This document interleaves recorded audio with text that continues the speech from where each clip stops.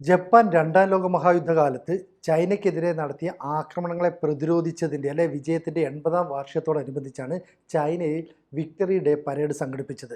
അതായത് ഏതാണ്ട് 10,000-ത്തിലധികം വരുന്ന ചൈനീസ് ആർമി തങ്ങളുടെ അത്യന്താധുനിക ആയുധങ്ങളെല്ലാം തന്നെ ലോകത്തിന് മുന്നിൽ പ്രദർശിപ്പിക്കുന്ന ഒരു വലിയ പരിപാടിയായിട്ട് ടിയാനൻമെൻ സ്ക്വയറിൽ നടന്ന ഈ പ്രോഗ്രാം മാറിയിരിക്കുന്നു. അതായത് ഷീ ജിൻപിങ്ങിൻ്റെ വലതുവശത്ത് വ്ളാഡിമിർ പുടിനും ഇടതുവശത്ത് ഉത്തര കൊറിയൻ സ്വേച്ഛാധിപതി കിം ജോങ് ഉന്നും നിലയുറപ്പിച്ചതോടെ ഡൊണാൾഡ് ട്രംപ് എന്ന് പറയുന്ന അമേരിക്കൻ പ്രസിഡന്റിന് കൃത്യമായ ഒരു ഭീഷണി കൂടി പകർന്നു നൽകിയിരിക്കുന്നു. അതായത് കിങ്ങും ഷീയും പുടിനും ഇതുവരെ ഉഭയകക്ഷികൾ ചർച്ചകൾ നടത്തിയിട്ടുണ്ട് എന്നല്ലാതെ മൂന്ന് പേരും പൊതുവേദിയിൽ പങ്കെടുക്കുന്ന ഒരു ചടങ്ങ് ഇതുവരെ സംഘടിപ്പിച്ചിട്ടില്ല. അത്തരത്തിൽ ടിയാനൻമെൻ സ്ക്വയറിൽ നടത്തിയ പരിപാടി വീക്ഷിക്കാനായിട്ട് 50,000-ത്തിലധികം ആളുകളാണ് എത്തിയത്. ലോകത്തെ നിരവധി മാധ്യമങ്ങളും എടുത്തി. പക്ഷേ ഈ മൂന്ന് നേതാക്കളും ഒന്നിച്ചു നിൽക്കുന്ന ചിത്രങ്ങൾ എടുക്കാൻ ചൈനീസ് മാധ്യമങ്ങൾക്ക് മാത്രമാണ് അനുമതി നൽകിയത്. അതിനുശേഷം ചൈനീസ് പ്രസിഡന്റ് ഷീ അവിടെ നിന്ന് ഈ പട്ടാളക്കാരെ അല്ലെങ്കിൽ അവിടെ കൂടിയിരിക്കുന്നവരെയൊക്കെ അഭിസംബോധന ചെയ്തു. ലോകം ഇന്ന് സമാധാനം വേണോ യുദ്ധം വേണോ എന്ന കാര്യത്തിൽ വലിയ ചർച്ചകൾ നടന്നുകൊണ്ടിരിക്കുകയാണ്. നമ്മളെ വെല്ലുവിളിക്കാൻ ഇനി ആരെയും അനുവദിക്കില്ല.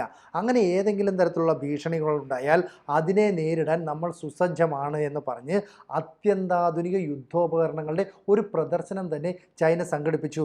ഇതിൽ ഏറ്റവും ശ്രദ്ധേയമായത് J-20S എന്ന് പറയുന്ന ചൈനയുടെ 5-ാം തലമുറ യുദ്ധവിമാനമാണ്. അതായത് ലോകത്തിതാദ്യമായി ഇരട്ട സീറ്റുള്ള സ്റ്റെൽത്ത് 5th ജനറേഷൻ വിമാനം ചൈന അവതരിപ്പിക്കുന്നു.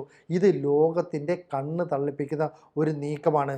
പീപ്പിൾസ് ലിബറേഷൻ ആർമി സമഗ്ര നവീകരണം നടത്താൻ ലക്ഷ്യമിടുന്നത് കൊണ്ടാണ് ഇത്രയും വലിയൊരു പരേഡ് ടിയാനൻമെൻ സ്ക്വയറിൽ സംഘടിപ്പിച്ചതെന്നും ഷീ ജിൻപിങ് പറയുന്നുണ്ട്. അപ്പോൾ വെള്ളത്തിനടിയിൽ അതുപോലെ തന്നെ ആകാശത്തിലൊക്കെ തന്നെ ഉപയോഗിക്കാൻ കഴിയുന്ന അത്യന്താധുനിക ഡ്രോണുകൾ, നിരീക്ഷണത്തിന്, ലക്ഷ്യങ്ങൾ ആക്രമിക്കുന്നതിന് ഉപയോഗിക്കുന്ന ഈ ഡ്രോണുകൾ, DF-5C എന്നറിയപ്പെടുന്ന ഇൻ്റർ കോണ്ടിനെൻ്റൽ ബാലിസ്റ്റിക് മിസൈൽ, ഇതൊക്കെ തന്നെ ലോകത്തിന് മുന്നിൽ കാണിച്ചു കൊടുക്കുകയാണ് ഷീ ചെയ്തത്. മാത്രമല്ല ഈ ട്രംപിനും ഷീ ഒരു വ്യക്തമായ സന്ദേശം നൽകിയിട്ടുണ്ട്. ഏതെങ്കിലും കാരണവശാൽ താരിഫിൻ്റെ പേര് പറഞ്ഞ് ഞങ്ങൾക്കെതിരെ യുദ്ധപ്രഖ്യാപനം നടത്തിയാൽ പുതിയൊരു ശാക്തിക സൈനിക ചേരി ഇവിടെ വരുന്നു. അപ്പോൾ കിമ്മു അതുപോലെ പുടിൻ അതുപോലെ തന്നെ ഷീ ഇതിനപ്പുറത്തേക്ക് 2 ദിവസം മുമ്പ് ഇവിടെ വന്നിരുന്ന നരേന്ദ്രമോദിയുമുണ്ട്. അപ്പോൾ നരേന്ദ്രമോദിയുടെ വ്യക്തിപ്രഭാവം പോലും ഈ പറയുന്ന സൈനിക പരേഡിൻ്റെ ഭാഗമായി അടയാളപ്പെടുത്താൻ മനഃപൂർവ്വം ചൈന ശ്രമിക്കുന്നു. എന്ന് പറഞ്ഞാൽ ചൈനയും ഇന്ത്യയും തമ്മിലുള്ള അതിർത്തി പ്രശ്നങ്ങൾ പരിഹരിച്ച് മുന്നോട്ട് പോകാനും വ്യാളിയും ആനയും ഒന്നിച്ച് നൃത്തം ചെയ്യുന്ന സന്തോഷകരമായ കാലത്തിലേക്ക് പോകാനും ശ്രമിക്കുന്നുവെന്ന് ചൈന നേരത്തെ തന്നെ പറഞ്ഞതാണ്. ഇവിടെ പുടിനും അതുപോലെ തന്നെ കിമ്മും തമ്മിലൊരു കൂടിക്കാഴ്ച നടത്തുന്നു. ഇതിനുശേഷം പുടിൻ കിമ്മിന് നന്ദി അറിയിക്കുന്നുണ്ട്. കാരണം കുർസ്ക് മേഖലയിലടക്കം ഉക്രൈനെ ആക്രമിക്കാൻ 15,000-ത്തിലധികം ആർമിയെയാണ് നോർത്ത് കൊറിയ വിട്ടു നൽകിയത്. അവരുടെ പ്രവർത്തനങ്ങൾ കൊണ്ടുകൂടിയാണ്, അല്ലെ അവരുടെ വീരോചിതമായ പോരാട്ടം കൊണ്ടുകൂടിയാണ് റഷ്യയ്ക്ക് വലിയ മുന്നേറ്റം നടത്താൻ സാധിച്ചതെന്ന് കിം ഇവിടെ പറയുന്നുണ്ട്. ഇനി മറ്റൊരു ശ്രദ്ധാകേന്ദ്രം എന്ന് പറയുന്നത് കിങ്ങിൻ്റെ മകളായ കിങ് ജു എ ആണ്. ഇതുവരെ കിങ് ജു എയെ ഇത്തരത്തിലുള്ള ഒരു ഔദ്യോഗിക പരിപാടിയിൽ നമ്മൾ കണ്ടിട്ടില്ല. അവരുടെ ഇൻ്റർ കോണ്ടിനെൻ്റൽ ബാലിസ്റ്റിക് മിസൈൽ നിർമ്മിക്കുന്ന കേന്ദ്രം മറ്റും സന്ദർശിച്ചപ്പോഴാണ് കിം തൻ്റെ പിൻഗാമിയാകാൻ സാധ്യതയുണ്ട് എന്ന് കരുതപ്പെടുന്ന കൗമാരക്കാരിയായ കിം ജു എയെ ആദ്യമായിട്ട് അവതരിപ്പിക്കുന്നത്. നേരത്തെ ബിലൗഡ് ഡോട്ടർ എന്ന് മാത്രമേ ഈ കിമ്മിൻ്റെ മോളെക്കുറിച്ച് പറഞ്ഞിരുന്നുള്ളൂ. കിമ്മിൻ്റെ സഹോദരി അനന്തരാവകാശിയാകുമെന്നൊക്കെ കരുതി. പക്ഷേ ഇവിടെ സ്വന്തം മോളെ പുടിനും അതുപോലെ ഷീയുമൊക്കെ ഉൾപ്പെടെ ലോകത്തെ 26ഓളം നേതാക്കൾ അണിനിരന്ന ഒരു പരിപാടിയിൽ അവതരിപ്പിക്കുന്നതിന് പിന്നിൽ കൃത്യമായ ലക്ഷ്യമുണ്ട് എന്ന് മനസ്സിലാക്കാം. അപ്പോൾ ഇത്രയും നാൾ കിമ്മിൻ്റെ ഒരു മകളെ ഇങ്ങനെ പുറത്തേക്ക് ഇറക്കാതെ അല്ലെ ലോകത്തിന് മുന്നിൽ വെളിപ്പെടുത്താതെ ഒളിപ്പിച്ചു വെച്ചിരുന്ന ഉത്തര കൊറിയ ഇപ്പോൾ അത്തരമൊരു നീക്കം നടത്തുന്നു. കാരണം നമുക്കറിയാമല്ലോ, കിം ജോങ് ഉൻ എന്ന് പറയുന്ന ഭരണാധികാരി മറ്റ് ലോകരാജ്യങ്ങളിലേക്ക് സഞ്ചരിക്കുന്നത് വരെ വളരെ അപൂർവമാണ്. ഏതാണ്ട് 2 വർഷത്തിന് ശേഷമാണ് ഇത്തരത്തിലൊരു വിദേശ പര്യടനം നടത്തുന്നത്. അതും ബുള്ളറ്റ് പ്രൂഫ് ട്രെയിനിൽ, അത്യന്താധുനിക സൗകര്യമുള്ള ട്രെയിനിലാണ് അവിടേക്ക് എത്തിയത്.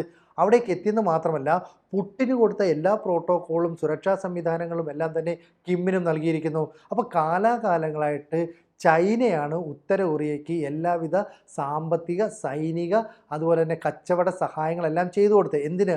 അവിടത്തേക്ക് ഭക്ഷ്യോൽപ്പന്നങ്ങളുടെ 80% എത്തിക്കുന്ന ചൈനയാണ്. അപ്പോൾ ചൈനയും കൊറിയയും തമ്മിൽ ഒരു വിള്ളലുണ്ടെന്ന് വരുത്തി തീർക്കാൻ ട്രംപിൻ്റെ നേതൃത്വത്തിൽ ചില യൂറോപ്യൻ രാജ്യങ്ങൾ ശ്രമിച്ചു. എന്നാൽ അങ്ങനെയൊന്നും ഇല്ല എന്ന് പറയാണ് വലതുവശത്ത് പുടിനെയും ഇടതുവശത്ത് കിമ്മിനെയും അണിനിരത്തിക്കൊണ്ട് ചൈന ലോകത്തിന് കൃത്യമായ ഒരു സന്ദേശം നൽകിയത്. അമേരിക്ക ഒരു ഏകാധിപത്യ രാജ്യമെന്നോ ലോക പോലീസെന്നോ ഉള്ള ഒരു നിലപാടുമായിട്ട് മുന്നോട്ട് വന്നാൽ ഞങ്ങൾ അതിനെ അംഗീകരിക്കില്ല, ശക്തമായ തിരിച്ചടി നൽകുമെന്നാണ് പറയുന്നത്. അപ്പോൾ ഇവിടെ നടത്തിയ റോബോട്ടിക് ചെന്നായ്ക്കളുടെ അതുപോലെ തന്നെ 50,000-ലധികം വരുന്ന സൈനിക അംഗങ്ങളുടെ പ്രതിരോധ ഉദ്യോഗസ്ഥരുടെ ഒക്കെ തന്നെ പ്രദർശനത്തെ ലോകമെമ്പാടുമുള്ള പ്രതിരോധ വിദഗ്ധർ സൂക്ഷ്മമായിട്ട് വിലയിരുത്തിക്കൊണ്ട് ഇന്ത്യയുടെ ചില മേഖലകളിൽ നേരത്തെ അതിർത്തിയിലൊക്കെ സംഘർഷമുണ്ടായ സമയത്ത് ചൈന യുദ്ധത്തിൽ ഏർപ്പെട്ടു എന്ന് പറഞ്ഞാൽ അതിനപ്പുറം വലിയ യുദ്ധമൊന്നും ചൈന നടത്തിയിട്ടില്ല. ഏതാണ്ട് 1979 വിയറ്റ്നാമിന് നേരെ ചൈന ഒരു ആക്രമണം നടത്തി. ദൗർഭാഗ്യകരമെന്ന് പറയാവുന്ന ആക്രമണത്തിൽ ചൈന ഏതാണ്ട് പരാജയപ്പെട്ടു. അതിനുശേഷം ചൈന ഇന്ത്യയും പാകിസ്ഥാനും തമ്മിലുള്ള യുദ്ധത്തിൽ പാകിസ്ഥാൻ ആയുധങ്ങൾ കൊടുത്തുവെന്ന് ആരോപണം ഉണ്ടായിരുന്നു, ഡ്രോണുകളും മിസൈലുകളും ഒക്കെ കൊടുത്തു. പക്ഷേ അതിനൊക്കെ അപ്പുറത്തേക്ക് J-20S എന്ന് പറയുന്ന ഇരട്ട സീറ്റുള്ള ലോകത്തിലെ തന്നെ ആദ്യത്തെ സ്റ്റെൽത്ത് 5th ജനറേഷൻ യുദ്ധവിമാനം അവതരിപ്പിച്ചത് ലോകത്തിനുള്ള സന്ദേശമായി മാറി. മാത്രമല്ല ഞങ്ങൾ DF-5C എന്ന് പറയുന്ന ഇൻ്റർ കോണ്ടിനെൻ്റൽ ബാലിസ്റ്റിക് മിസൈൽ, അതാ ആണവ പോർമുന വരെ വഹിക്കാൻ കഴിയുന്ന ആയുധമുണ്ടെന്നാണ് പറഞ്ഞു വെക്കുന്നത്. ഇവിടെ കിമ്മും പുടിനും തമ്മിൽ ഒരു കൂടിക്കാഴ്ചയ്ക്കും ഷീ അവസരമൊരുക്കുന്നുണ്ട്. അപ്പോൾ ഡൊണാൾഡ് ട്രംപ് പറയുന്നത് നോർത്ത് കൊറിയ, റഷ്യ, ചൈന എന്നീ രാജ്യങ്ങൾ അമേരിക്കയ്ക്കെതിരെ ഗൂഢാലോചന നടത്തുന്നു, ഇതിന് ശക്തമായ തിരിച്ചടി ഉണ്ടാകും. ഇപ്പോൾ ഈ കിമ്മും അതുപോലെ തന്നെ പുടിനും ചേർന്ന് ഇവിടെ ഗൂഢാലോചന നടത്തിയിട്ടുണ്ടെങ്കിൽ അവർക്ക് എൻ്റെ ഊഷ്മളമായ ആശംസകൾ അറിയിച്ചോളൂ എന്നാണ് ട്രംപ് സോഷ്യൽ മീഡിയയിൽ പറയുന്നത്. എന്തായാലും ട്രംപിൻ്റെ ഈ നിലപാടിനെതിരെ റഷ്യയും ചൈനയും തമ്മിലുണ്ടാക്കുന്ന ഒരു അച്ചുതണ്ട് ലോകത്ത് വലിയ പ്രത്യാഘാതങ്ങൾ ഉണ്ടാക്കുമെന്ന കാര്യത്തിൽ സംശയം വേണ്ട. അതായത് നാറ്റോ രാജ്യങ്ങളിൽ തുർക്കി ഏറ്റവും വലിയ രണ്ടാമത്തെ സൈനിക ശക്തി എന്നാണ് അറിയപ്പെടുന്നത്. ഈ തുർക്കിക്ക് അമേരിക്ക കൊടുത്തുകൊണ്ടിരുന്ന ആയുധങ്ങളുടെ സപ്ലൈ നിർത്തിവെക്കാനായിട്ട് തീരുമാനിച്ചു. F-16 ഉൾപ്പെടെയുള്ള യുദ്ധവിമാനങ്ങൾ നൽകിയ രാജ്യമാണ് തുർക്കി.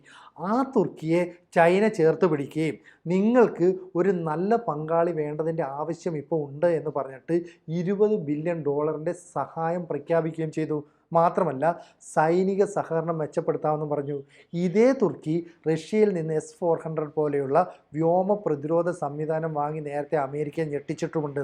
ചുരുക്കം പറഞ്ഞാൽ ഇനി ഷാങ്ഹായ് കോർപ്പറേഷൻ ഓർഗനൈസേഷൻ ഉച്ചകോടി, അതുപോലെ ബ്രിക്സ് ഉച്ചകോടി, ഇതൊക്കെ തന്നെയായിരിക്കും ലോകത്തെ എണ്ണപ്പെട്ട കൂട്ടായ്മകൾ എന്ന് പറയാതെ പറഞ്ഞു വെക്കുകയാണ് ചൈനയും റഷ്യയും ചേർന്ന്. ഒപ്പം ഈ രണ്ട് കൂട്ടായ്മയിലും ഇന്ത്യ അംഗമാണ്. ഇന്ത്യക്ക് യുദ്ധത്തോടൊന്നും താല്പര്യമില്ലെങ്കിലും അമേരിക്കൻ പ്രസിഡന്റിൻ്റെ താരിഫ് വെല്ലുവിളിയെ അതേ ഭാഷയിൽ നേരിടാനായിട്ട് നരേന്ദ്രമോദി ശ്രമിക്കുകയും ചെയ്യുന്നുണ്ട്. അതിന് കൃത്യമായ മറുപടി നൽകി.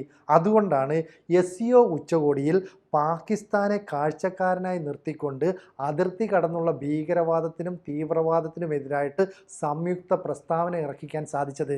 ഈ പ്രസ്താവന ഇറക്കിയതിലോടുകൂടി ചൈന പാകിസ്ഥാനെ ഏതാണ്ട് കൈവിട്ടു എന്നുള്ളൊരു സന്ദേശം കൂടി നൽകുന്നുണ്ട്. അതുകൊണ്ട് തന്നെയാണ് ഈ ഉച്ചകോടിക്ക് ശേഷം ഇന്ത്യൻ പ്രധാനമന്ത്രി ചൈനീസ് മണ്ണിൽ നിന്ന് മടങ്ങിയത് ഉടൻ തന്നെ അസിം മുനീറും അതുപോലെ തന്നെ ഷഹബാസ് ഷെരീഫും ചേർന്നിട്ട് ഈ ചൈനീസ് പ്രസിഡന്റ് ഷീ ജിൻപിങ്ങിനെ കണ്ടു. പക്ഷേ പഴയതുപോലെ ഊഷ്മളമായ ഒരു സ്വീകരണമായിരുന്നില്ല എന്നാണ് പുറത്തു വരുന്ന വിവരങ്ങൾ. മാത്രമല്ല ഇന്ത്യക്കെതിരായിട്ടുള്ള ചില നിലപാടുകളൊക്കെ ഈ SCO ഉച്ചകോടിയിൽ പാകിസ്ഥാൻ പറഞ്ഞെങ്കിലും ലോക രാജ്യങ്ങൾ അതിനെ അവഗണിച്ചു. അപ്പോൾ അമേരിക്കൻ മാധ്യമങ്ങൾ പോലും പ്രഖ്യാപിക്കുന്നത് പോലെ ലോകത്തെ 3-4 മുൻകിട രാജ്യങ്ങളിൽ ഒന്ന് ഇന്ത്യയായിട്ട് മാറി. കാരണം SCO ഉച്ചകോടിയെക്കുറിച്ച് അമേരിക്കൻ മീഡിയയിൽ വന്ന വാർത്ത ലോകത്തെ 4 പ്രധാന ശക്തികളിൽ 3 ശക്തികൾ ടിയാൻജനിൽ, അതായത് ചൈനയിൽ ഒന്നിക്കുന്നു, ഷാങ്ഹായ് കോർപ്പറേഷൻ ഓർഗനൈസേഷൻ ഉച്ചകോടിയിൽ ഒന്നിക്കുന്നു. അപ്പം ലോകത്തെ 4 ശക്തി എന്ന് പറഞ്ഞാൽ അമേരിക്കയുണ്ട്, റഷ്യയുണ്ട്, ചൈനയുണ്ട്, പിന്നെ 4ാമത്തെ ശക്തി എന്ന് പറയുന്നത് ഇന്ത്യയാണ്. അപ്പോൾ ഇന്ത്യയെ ലോകത്തിലെ ഒരു വൻ ശക്തിയായിട്ട് അമേരിക്ക പോലും ഇപ്പോൾ അംഗീകരിക്കുന്നു. അപ്പോൾ ഈ അമേരിക്കയ്ക്ക് എതിരായിട്ട് ഇപ്പോൾ യൂറോപ്യൻ രാജ്യങ്ങളിലായ ഫ്രാൻസ്, UK, ഇറ്റലി, ജർമ്മനി ഒക്കെ നിലകൊള്ളുന്നുണ്ട്. ഇവരുടെ ഒരു ചായ്വ് ഇനി ബ്രിക്സ് ഉച്ചകോടിക്ക് അല്ലെങ്കിൽ ബ്രിക്സ് രാജ്യങ്ങൾക്കൊപ്പമോ അല്ലെങ്കിൽ SCOയ്ക്കൊപ്പമോ ഒക്കെ വന്നാൽ അമേരിക്ക അത്ഭുതപ്പെടേണ്ട കാര്യമില്ല. ചുരുക്കം പറഞ്ഞാൽ ട്രംപിനുള്ള വെല്ലുവിളിയായിരുന്നു ടിയാനൻമെൻ സ്ക്വയറിൽ നടന്ന ഈ ചൈനയുടെ സൈനിക പരേഡ് എന്ന് വേണമെങ്കിൽ കൃത്യമായിട്ട് മനസ്സിലാക്കാം. തങ്ങളുടെ സൈനിക ശക്തി എത്രത്തോളം ഉണ്ടെന്ന് ലോകത്തോട് വിളിച്ചു പറയുന്നു. ഒപ്പം തന്നെ അത്യന്താധുനിക ആയുധങ്ങളുടെ വലിയ ശേഖരമുണ്ടെന്നുള്ള ഒരു സന്ദേശം കൂടി നൽകുന്നു. മാത്രമല്ല അമേരിക്ക എല്ലായ്പ്പോഴും ഭയക്കുന്ന കിം ജോങ് ഉൻ ഞങ്ങളുടെ ചേരിയിലേക്ക് എത്തുന്നു. വ്ളാഡിമിർ പുടിനും കിമ്മും ഷീ ജിൻപിങ്ങും ഒപ്പം ഇന്ത്യൻ പ്രധാനമന്ത്രി നരേന്ദ്രമോദിയും അടങ്ങുന്ന ഒരു സഖ്യം ലോകത്തിന് മുന്നിൽ രൂപപ്പെട്ടു വരുന്നു. ഇത് ട്രംപിനുള്ള വെല്ലുവിളിയാണ്. തുടർച്ചയായിട്ട് യൂറോപ്യൻ രാജ്യങ്ങളെ കൊണ്ട് ഇന്ത്യക്കെതിരെ താരിഫ് വർദ്ധിപ്പിക്കാൻ ട്രംപ് ശ്രമിക്കുമ്പോൾ അത്തരത്തിലുള്ള നീക്കം നടത്തുകയോ ബ്രിക്സിനെ തകർക്കാൻ ശ്രമിക്കുകയോ ചെയ്താൽ ശക്തമായ തിരിച്ചടി ഉണ്ടാകുമെന്ന് വ്ളാഡിമിർ പുടിൻ തന്നെ പരസ്യമായി പറഞ്ഞു. അപ്പം റഷ്യ ഇത്തരമൊരു വെല്ലുവിളി ഉയർത്തുന്നു. കിം ജോങ് ഉൻ അമേരിക്കയ്ക്ക് നേരെ എപ്പോൾ വേണമെങ്കിലും ആക്രമണം നടത്താവുന്ന രീതിയിൽ ചൈനയുടെ 27 കിലോമീറ്റർ അതിർത്തിക്കകലെ ഒരു വലിയ ആണവ കേന്ദ്രമൊക്കെ തയ്യാറാക്കി വച്ചിരിക്കുന്നു. ഷീ ജിൻപിങ് ഏതാണ്ട് അമേരിക്കയുമായിട്ടുള്ള ദ്വന്ദ്വയുദ്ധം പരസ്യമായി പ്രഖ്യാപിക്കുന്നു. ഇന്ത്യൻ പ്രധാനമന്ത്രി നരേന്ദ്രമോദി താരിഫിൻ്റെ കാര്യത്തിൽ ഞങ്ങളെ പേടിപ്പിക്കേണ്ട എന്ന നിലപാടെടുക്കുന്നു. അങ്ങനെ ഈ 4 ശക്തികൾ ഒന്നിച്ചു ചേർന്ന് അമേരിക്കയ്ക്ക് വലിയ വെല്ലുവിളി മുന്നോട്ട് വെക്കുന്നു എന്നുള്ളതാണ് ഈ ചൈനയിലെ സൈനിക പരേഡിന് ശേഷം ലോകത്തിന് മുന്നിൽ കാണുന്ന ചിത്രം. കൂടുതൽ വാർത്തകളും വിശേഷങ്ങളും നിങ്ങളിലേക്ക് എത്താൻ ABC മലയാളം സബ്സ്ക്രൈബ് ചെയ്യുക, ബെൽ ബട്ടണും അമർത്തുക.